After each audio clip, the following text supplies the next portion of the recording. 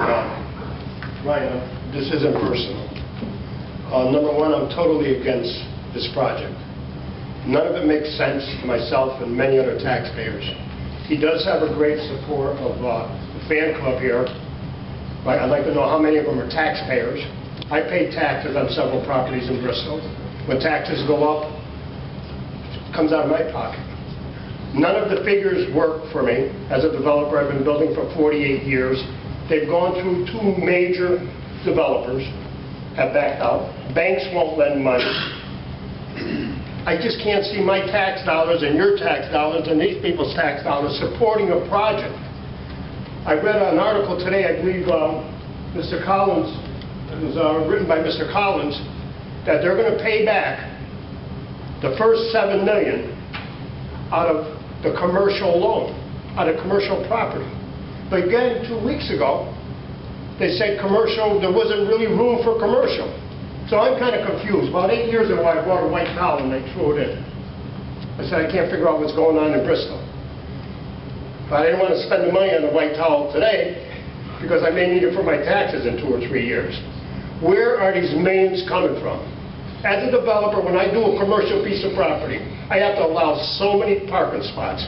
Today, at 11:30, there was 187 cars parked across City Hall and on Main Street. 187 cars. I've asked the question several times. Where is all the parking? So now we got to pay for a parking garage. How many million is that? 30 million? They want square foot prices. I build homes in Bristol and I rent them. You can't get the dollars that Mr. Porter's talking about. It's a dream that's going to turn into a nightmare. What's happening, what's good in this town is our town officials that are taking care of life and our building officials. This is going to add to it in 5-7 years. Riverview over here, is, what I heard today was only 70 to 80% full, and they've been here for 8 years.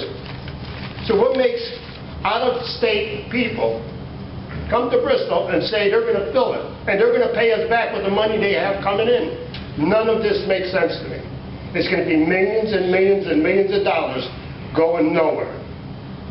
And I don't know how many of them people on that, you know, whatever you want to call it, that sheet are taxpayers. But the taxpayers could have went around and got signatures too. It's just a shame that so many people think that this is, you know, we have to support everybody. Thank you for hearing me. Thank you.